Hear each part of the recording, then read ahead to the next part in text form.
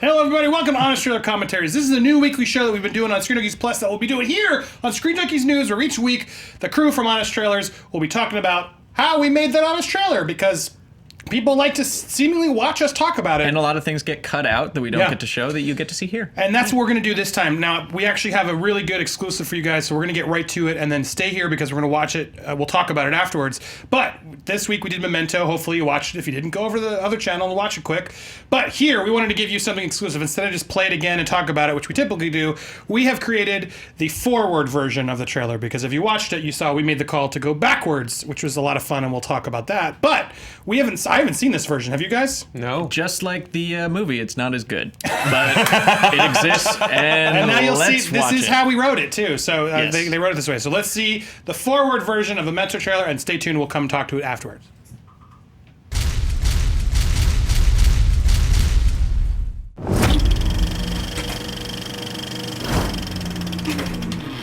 From the Michael Bay for people who've read a book in their life comes the film that kickstarted the world's Christopher Nolan obsession and made people mildly aware of his brother. You are the director's brother. This is not the first time we've worked together, correct? No, it should be the 5th time we've worked together. Memento. Return to an era when all the best movies lie to you until the very end, and experience a twisting story told in reverse where you already know what happens, but keeps you guessing as to why. What the are you talking about?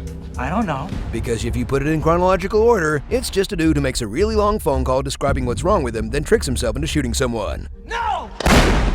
Brilliant! Meet Leonard, a single-mindedly obsessed white guy with slick back hair, aka your typical Christopher Nolan protagonist. He's a short-term amnesiac who can't remember anything after his injury, Somebody hit me from behind. I remember. It's about the last thing that I do remember. except for the details of the condition he developed after his injury. Well, that's the thing. I have this condition.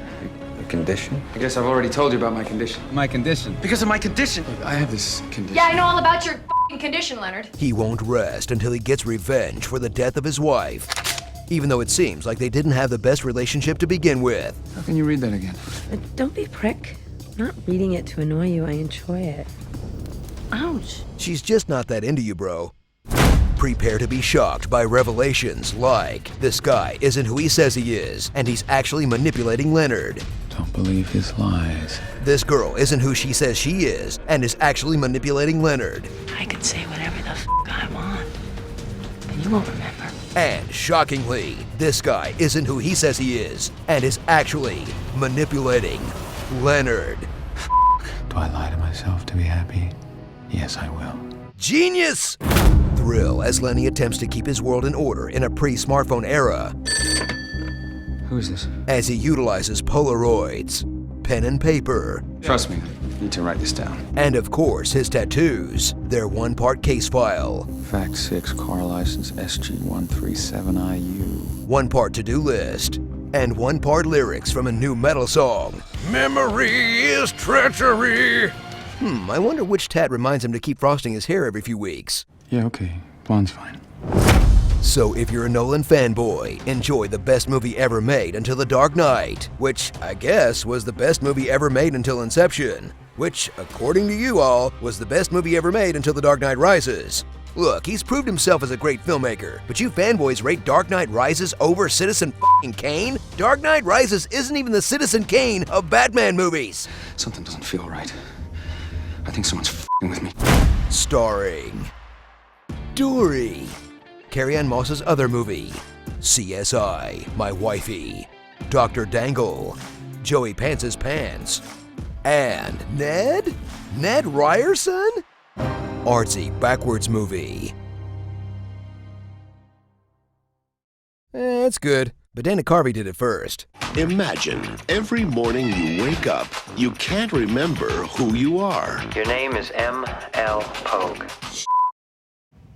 Wow, there it is. Bravo. Yes. Look, Self-clap. the first thing I see there is it really sort of shows our template and our formula really clearly. yeah. This is sort of, I feel like, the behind the curtain of if you really wanted to go watch them again, you can sort of pick out the formula of what the beats are that Yeah, we I do, guess because so. there is a little bit of a formula to what we do. It's not that it's always the same, but there is a little bit of a Starring there's- section, introductory section, Obviously plot that. section. I think that just the general formula is we go from broadest to narrowest. Yes. So if it starts with something like, it's just about the movie, to the point where we're like talking about how do they remember to bleach his hair. That's just the general formula if you're looking to write your own Honest Trailer. Just start broad and general and get more specific as it goes on. Right, but you said, oh, it's not as good. But what's weird is it's fine. It plays like a trailer, but I think what's fun about the backwards version, it was something different, so it changed up the formula a little bit, and that's why it seemingly feels like, oh, that's more fun because we're telling a new joke, and that we haven't ever done a format shift like that. Right, and usually Dan's here. We would ask Dan. Dan would be here. He was seeing a screening. He couldn't join us when we shot Of this. Dunkirk, of a Chris Nolan movie, and we wanted. That's why we did this. Yeah. That's why we did this, and why we wanted to try something.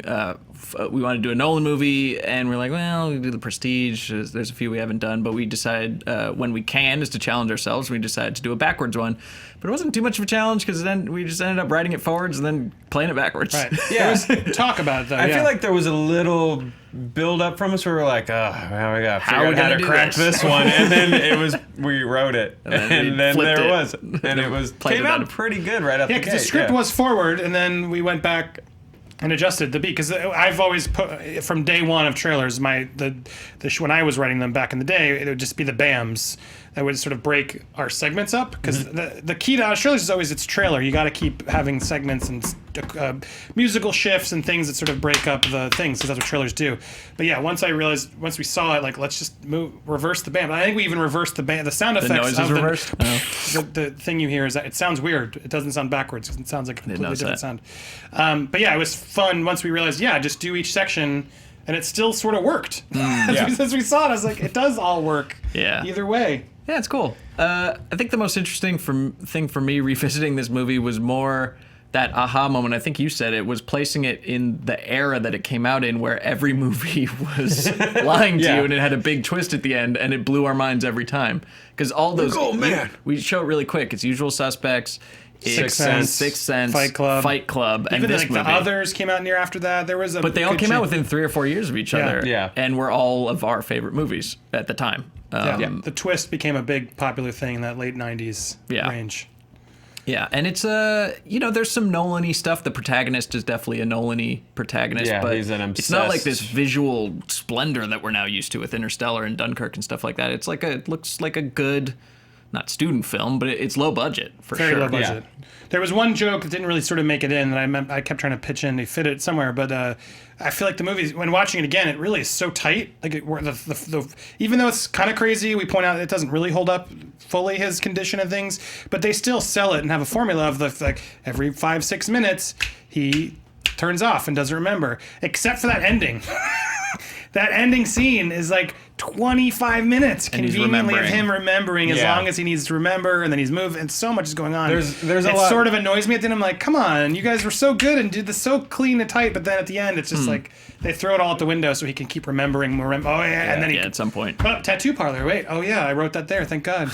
It's a really like pretty tight, follows its own rules thing until right up at the end, and then like Teddy does a big, long sort of Scooby-Doo bad guy monologue to just kind of catch everybody up. You have to sort of explain it all. Yeah. But they don't really do it. Is he Ned? Did he give the wife the diabetic shots? Yeah, they leave it kind of open. It's still a little questionable to me. They do leave it a little bit open. Teddy is definitely, whether he's the killer or not, he's definitely a corrupt cop who's definitely dirty and manipulating this guy. You don't know if he has any more involvement than that. The big moment I don't understand that frustrated me after rewatching is they do the big reveal, and Teddy shows him the Polaroid of himself, and this is the day you got him. And then why does he put on the guy's clothes? The suit. Yeah. Because that is the inciting incident for the rest of the movie. That's how she... I'll give you a mystery to solve. That's why he does it. He jots the license plate down, then takes the other guy's car. He's just sort of a huge dick. Yeah. He quickly realizes, fuck that, let's take advantage of this condition. Yeah, whatever. I'll kill somebody. Yeah. I don't know. That was weird to me. It's better than I thought it would be, though, looking back. Yeah, it's a fun I really thought watch. this was going to be a stupid gimmick movie, just looking back, and it wasn't. It's actually... The gimmick does help it, though. It helps it because you're in his head. Just like him, you can only really trust what you've just seen. Yeah. And I love that scene with Carrie-Anne Moss where he's like, I'm going to fucking use you idiot. Yeah, she takes all the pens. Takes the pens away. Gotta write. Oh, and then you watch her, and you just already saw her do it. We did mention it. I do wonder how, if this had come out 2 years later when, like, the iPhone was out. Well, not... He he at least had a Palm razor. Pilot. If you had a Yeah. Palm Pre. You can have, I always have to remember to charge it. Yeah, but that would have like dates and times and it would be a lot. It'd have a password. I guess you'd forget the password. Or a voice tattoo tape that recorder. on him. Yeah. password to his iPhone. Yeah, that'd be the only tat he needs.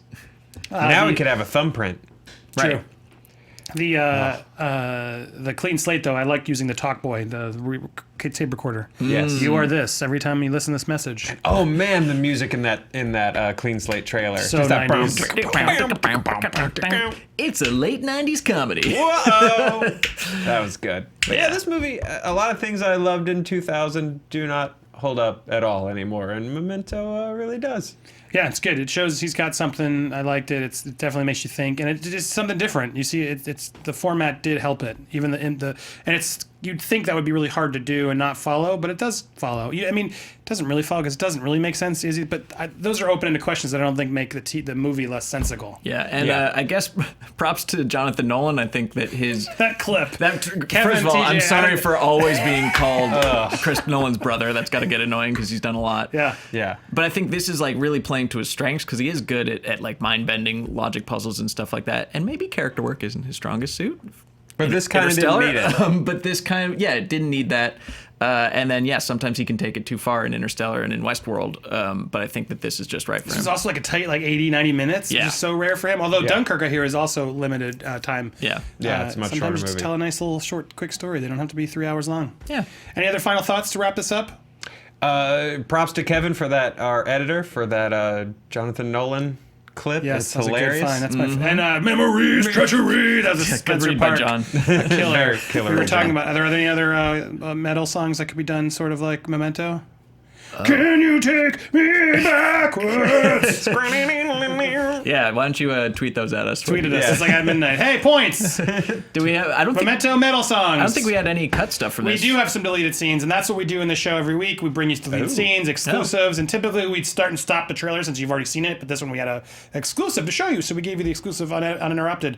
But let's see some uninterrupted outtakes, or I guess alternate stars. Man Pierce. Guy Pearce. On the Tat Man, beat up, Nice. the Time Lord, the Timinator, Rasho Man, Punisher Snorzo, Punishers. the Matrix, Cypher Rage, Joe Paw, It's a deep one. that yeah. guy from all those movies, It's definitely one of those Good guys. Cop, Bad Cop.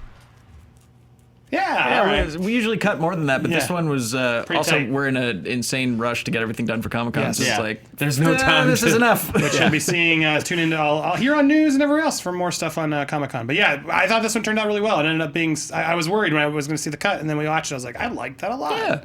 Yeah, we like it when we break, yeah, break it it's up a little fun. bit. Change it Yeah, up. we were really ready to, I think, to be like, oh, we got to sell ourselves on this one. And yeah, it was good, right? Kind of right out the gate. Yeah, tell us what you thought. Tell us in the comments below what you thought, and give us your heavy metal Memento titles down there. I want to see some more of those. I should have been dead, forgetting something. It's a early Creed. Okay. Or is it Stained? Oh, is that Creed or Stained? Tell me what I'm parodying. And we'll be back here every Tuesday. Usually we'll link these sometimes from the Tuesday Honest Trailer. Otherwise, you'll see them live here on Wednesdays on ScreenJunkies News. Hope you enjoy the show. We'll see you next time. Have a wonderful week. Bye-bye.